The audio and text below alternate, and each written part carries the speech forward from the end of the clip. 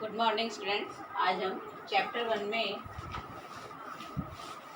पढ़ेंगे आजीविका के लिए जीवन कौशल।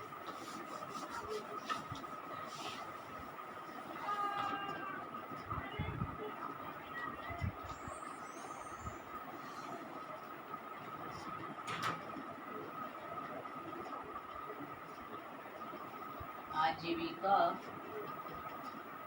की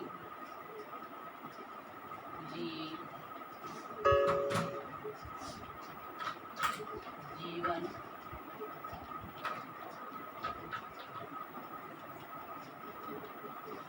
आजीविका के लिए जीवन कौशल।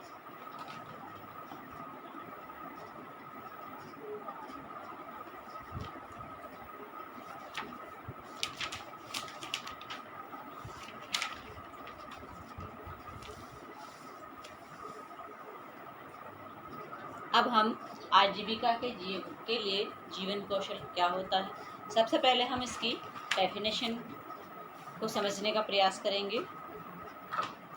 जीवन कौशल वे क्षमताएं हैं जिन्हें व्यक्ति अनुकूल और सकारात्मक व्यवहार के लिए विकसित करता है तथा जो व्यक्ति को जीवन की दैनिक आवश्यकताओं और चुनौतियों से प्रभावशाली तरीके से निपटने की योग्य बनाती है।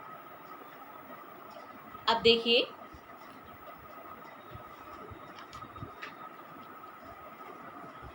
जीवन कौशल वे क्षमताएं हैं यानी हमारी कैपेसिटी जिन्हें व्यक्ति अनुकूल और सकारात्मक व्यवहार के लिए विकसित करता है। कोई भी हमारी क्षमताएं या हम जिस विषय के बारे में आप जानते हैं, जिस चीज़ के बारे में जानते हैं, तो ये सब क्या है, जानते भी हैं, लेकिन जब हम इनका यूज़ करते हैं तो किसके अकॉर्डिंग करते हैं, वातावरण के अनुकूल करते हैं और जो हमारे लिए सकारात्मक हो उसी के लिए हम अपनी क्षमताओं का प्रयोग या हम उसका यूज़ करते हैं और उन्हीं को हम हमारे जीवन में उन्हीं कौशलों को विकसित करते हैं जो हमारे लिए अनुकूल हो और सकारात्मक हो तथा जो व्यक्ति को दैनिक जीवन की आवश्यकताओं और चुनौतियों से प्रभावशाली तरीके से निपटने की योग्य बनाती है। और दूसरा है, ऐसे कौशल हमारे अंदर निहित हैं। सबकी पारिवारिक व्यक्तिगत रूप से सब अलग अलग है, ठीक है, सबकी अपनी अलग अलग विशेषताएं होती हैं, व्यक्तिगत रूप से सब अलग होते हैं।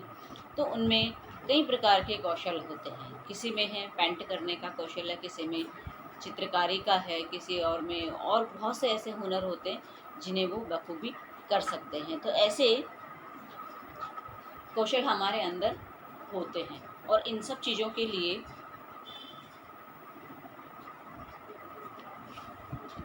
हमारे सामने कई ऐसी आवश्यकताएं होती हैं, चुनौतियां होती हैं। जब हम अपने जीवन के कौशल का विकास करते हैं या हम उनको अपनाते हैं या हम उनको यूज़ में लेते हैं। उनमें एक बार लाइट ऑन कर देना, लाइट ऑन।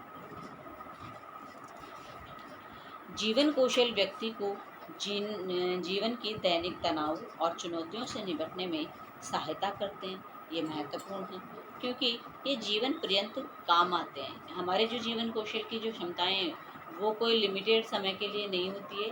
ये क्या है, ये जीवन भर हमारे काम आती है, यानी आने वाले भविष्य में भी हमारे लिए उपयोगी होती है। सभी परिस्थितियों में जीवन को ऊर्जावान, प्रोत्साहित तथा स्वास्थ्य एवं कल्याण के लिए समर्थ बनाते हैं। विश्व स्वास्थ्य संगठन के अनुसार जीवन कौशल चिंतन, मुकाबला करने, सामाजिक कौशल आदि वे क्षमताएं हैं जो लोगों और उनके परिवारों के बीच पारस्परिक क्रियाओं को प्रोत्साहित करती है तथा विषय परिस्थितियों में व्यक्ति को उनसे उभरने की समर्थता को बढ़ावा भी देती है।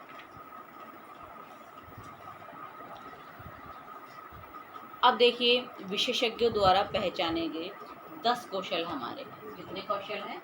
10 कौशल।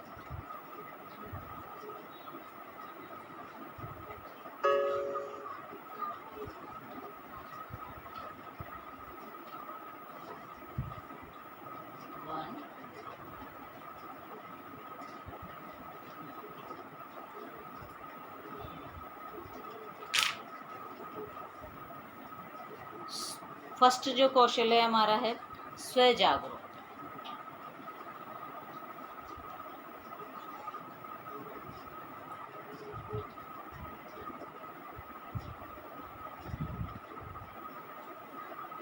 स्वयं जागरूकता यानी हमारा कौशल, स्वयं का कौशल किसी भी कार्य के लिए तब उपयोगी सिद्ध हो सकता है हम स्वयं उसके प्रति जागरूक होंगे। मान लो हम बहुत सी चीज़ें ऐसी होती हैं, हम जानते हैं हमारे अंदर वो सारी क्षमताएं हैं, लेकिन हम आलसी हैं, निठल्ले हैं, हम उनका उपयोग नहीं कर सकते हैं या नहीं करना चाहते हैं क्योंकि हम आदतों से मजबूर हैं। तो जो हमारा कौशल है वो किससे विकसित होगा, किस प्रकार से हमारे लिए उपयोगी होगा? स्व जागरूकता के, यानी हम स्वयं उसके लिए जागरूक बनेंगे तभी वो हमारे लिए उपयोगी होगा। सेकंड है संप्रेषण सहयोग निर्णय लेना। संप्रेषण सहयोग निर्णय लेना।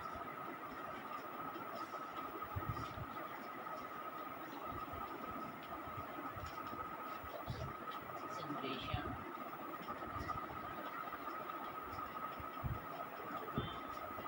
सहयोग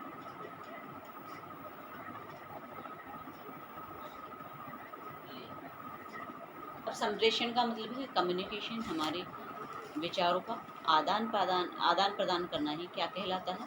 संप्रेषण कहलाता है। यानी जब तक हम किसी की बातों को नहीं समझेंगे कि उसे किस चीज़ की आवश्यकता है, या फिर हम किसी के सामने अपने विचारों को अभिव्यक्त नहीं करते हैं कि हमें किसी की मदद की ज़रूरत है या मैं ये कार्य करने जा रहा हूँ तो मुझे क्या करना चाहिए, तो इन सब चीज़ों के लिए हमें किसकी आवश्यकता होती है?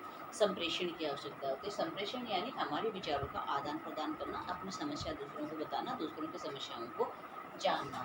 तो ये जो हमारे कौशल हैं वो कब विकसित होते हैं, कब हमारे लिए उपयोगी होते हैं? जब संप्रेषण सहयोग हम एक दूसरे से लेते या देते हैं। थर्ड है निर्णय लेना उत्तरदायित्वता।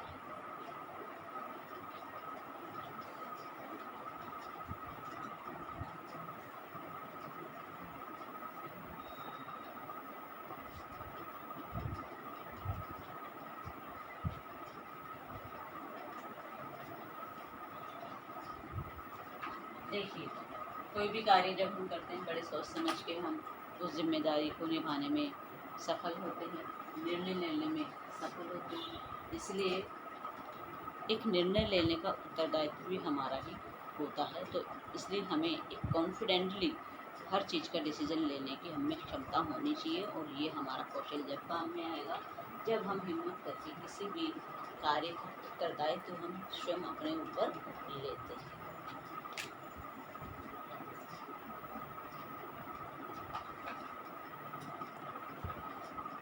फोर्थ है संरचनात्मक चिंतन।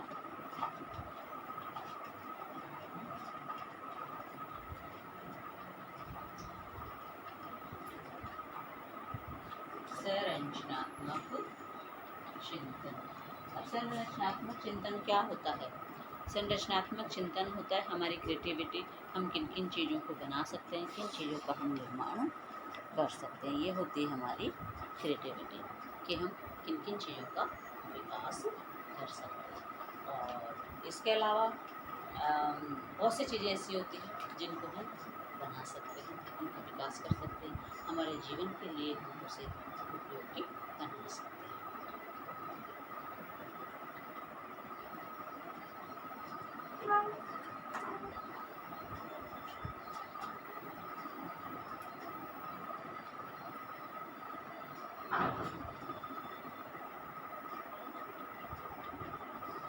अब है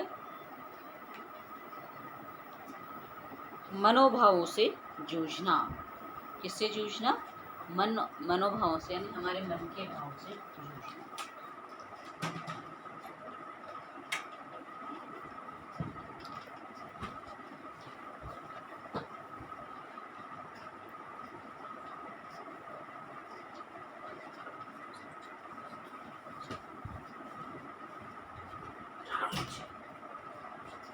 पढ़ने के लिए आ जाना टाइमली।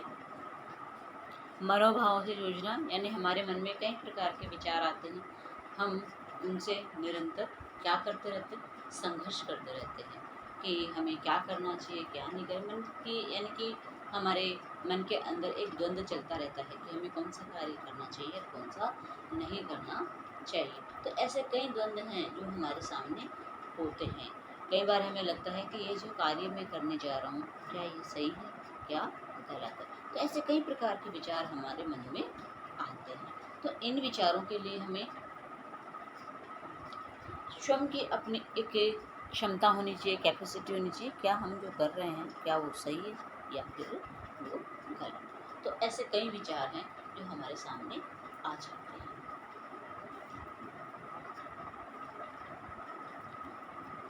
फिर है परानुभूति। परानुभूति यानी कौन सा विचार है हमारा?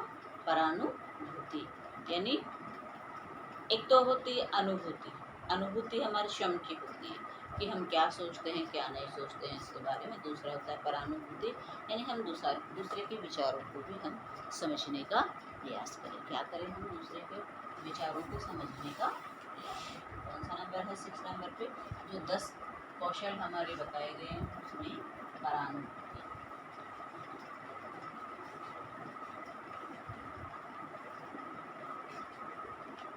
ठीक है।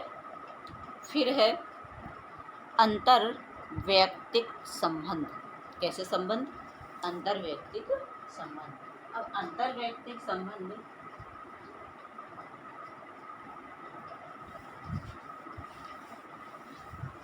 इसको हम क्या बोलेंगे? नंबर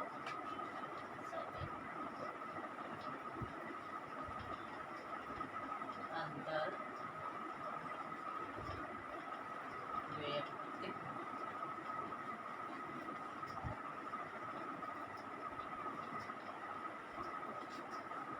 अंतर्वैयक्तिक संबंध। अंतर्वैयक्तिक संबंध है हमारे इंटरनल स्वयं के एक रिलेशन होता है, उसके अंतर्गत हम अपना कौशल किस प्रकार से अभिव्यक्ति कर सकते हैं। फिर है समस्या सुलझाना। क्या सुलझाना? समस्या सुलझाना है प्रॉब्लम सॉल्विंग।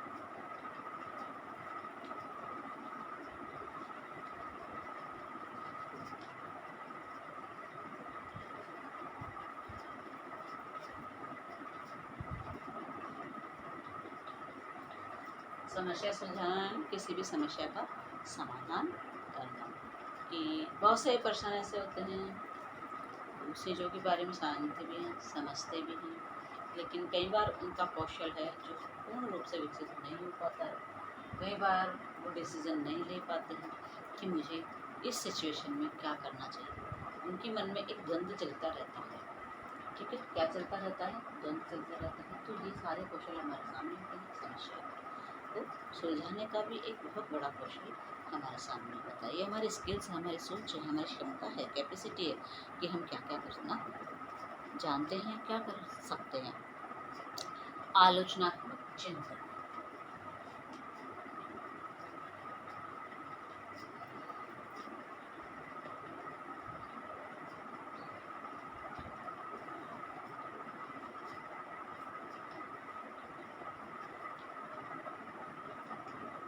आलोचनात्मक चिंतन क्रिटिसिज्म। आलोचनात्मक चिंतन का मतलब होता है क्रिटिसिज्म, कि हम सामने वाले की आलोचना करना जानते हैं। मान लो किसी और ने या फिर हम स्वयं के बारे में सोचें कि हम जो कार्य करें, कई बार हम उसका डिसीजन नहीं ले पाते हैं कि मैंने यह कार्य किया है जो सही किया है नहीं किया है, ये किस दिशा में जाएगा।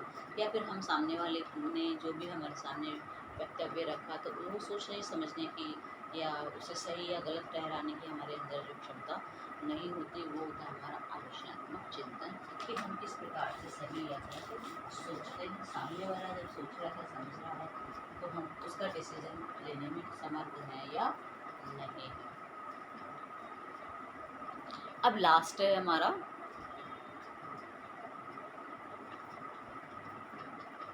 तनाव से जूझना।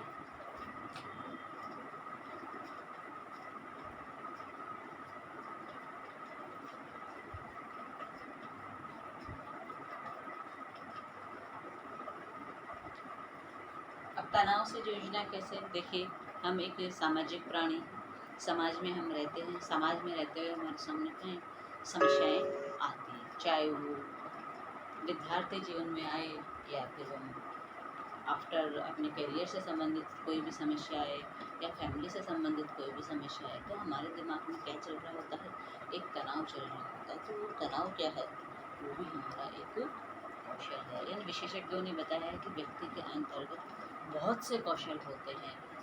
कौन कौन से कौशल होते हैं, जैसे मैं आपको यहाँ पे रिपीट कर देती हूँ अगेन। स्व जागरूकता, कि हमारे अंदर स्व जागरूकता होनी चाहिए, ये भी हमारा एक स्किल है। सेकेंड, संप्रेषण सहयोग, यानी हमें कभी भी कोई भी कार्य करें तो हमें अपने विचारों का आदान प्रदान जरूर करना चाहिए। बहुत से व्यक्ति होते हैं जो कि मतलब एक व्यक्तित्व से रिलेटेड मैं आपको एक चीज़ बताती हूँ कि व्यक्तित्व हमारा किस प्रकार का होता है, अंतर्मुखी, बहिर्मुखी, ठीक है। जैसे कई प्रकार का व्यक्तित्व हमारा होता है। अंतर्मुखी वो होते हैं जो अपने में ही सीमित रहते हैं, अपने विचारों को बाहर अभिव्यक्त नहीं करते हैं। एक होते हैं बहिर्मुखी, जो ज़्यादा से ज़्यादा बोलते हैं और अपने विचारों को अभिव्यक्त करते हैं और सामने वाले के विचारों को जानने की कोशिश करते हैं। तो ये होता है संप्रेषण। फिर निर्णय लेने का उत्तरदायित्व। हर किसी व्यक्ति में निर्णय लेने का उत्तरदायित्व नहीं होता, वो हमारी अपनी स्वयं की जिम्मेदारी नहीं समझता। मान लो ग्रुप में कोई कार्य किया जा रहा है, ग्रुप में जब कोई कार्य किया जाता है तो कुछ लोग होते हैं जो अपना डिसीजन ले लेते हैं, कुछ लोग हैं जो सामने वाले को डालते हैं, ठीक है आपको जैसा सही लगता है आप वैसा कीजिए, इस चीज़ के बारे में आप बताइए। तो ये होता है हमारा निर्णय लेने का उत्तरदायित्व। तो कई बार हम निर्णय लेने के उत्तरदायित्व लेने में असमर्थ होते हैं, तो ऐसा नहीं होना चाहिए। हमारे अंदर यह स्किल भी, यह कौशल भी होना चाहिए। फिर सृजनात्मक, यानी किसी चीज़ का निर्माण करना, बनाना, अपनी मानसिक क्षमता से बहुत सी चीज़ों का हमें निर्माण करना आना चाहिए। ये होती है हमारी क्रिएटिविटी, जो कि हमारा क्या है, ये भी हमारा एक कौशल है। फिर है मनोभावों से अभिभूत होना या मनोभावों से जूझना, यानी हमारे मन के अंदर जो भी द्वंद्व चल रहा होता है, हम उनसे लड़ने के लिए हमेशा समर्थ रहें। क्या रहें, हम समर्थ रहें। हमें हमेशा सामने वाले के बारे में भी सोचना चाहिए और डिसीजन लेने की क्षमता हमारे अंदर होनी चाहिए। परानुभूति, देखिए मनोभाव से जब इंसान जूझता है, मन के भावों से जब जूझता है, तो वो कई बार वो डिप्रेशन में आ जाता है। तो ऐसा नहीं करना है, क्योंकि ये एक हम एक सामाजिक व्यक्ति हैं, मनुष्य हैं। हमारे जीवन में कई समस्याएं हमारे सामने आती है, तो हमें इनसे कभी भी हार नहीं माननी चाहिए और समस्याओं पे से हमेशा लड़ते रहना चाहिए। कभी भी अपने मन को कुंठित नहीं करना चाहिए। और मतलब एक कमज़ोर व्यक्ति होता है, वो हमेशा अपने मनोभाव से जूझता रहता है। हमारे अंदर कई प्रकार की विकृतियाँ हैं, उन सब को हमें दूर करना है।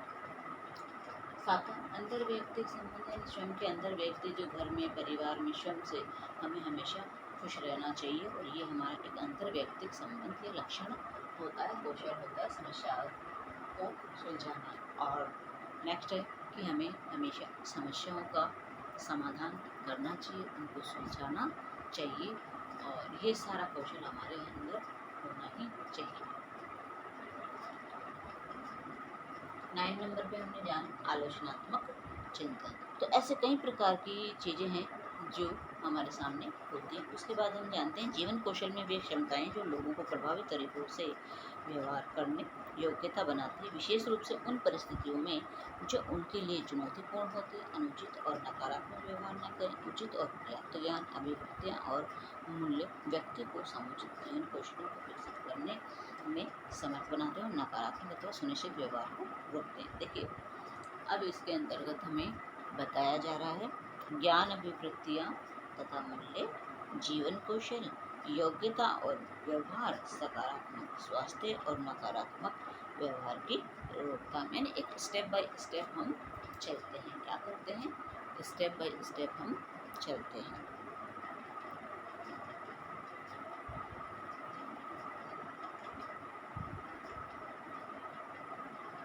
अब देखिए ज्ञान की अभिवृत्तियाँ, ये क्या है, हमारे जीवन का कौशल है। क्या है, हमारे जीवन का एक कौशल है। फिर है योग्यता और व्यवहार। योग्यता, जब हमें कोई योग्यता होती है, हमारा व्यवहार अच्छा होता है, तो वो क्या बनाते हैं, एक सकारात्मक स्वास्थ्य बनाते हैं हमारा। यानी हमारी सोच अच्छी होती है तो क्या बनाते हैं, एक सकारात्मक स्वास्थ्य बनाते हैं, अच्छा स्वास्थ्य हमारा बनाते हैं।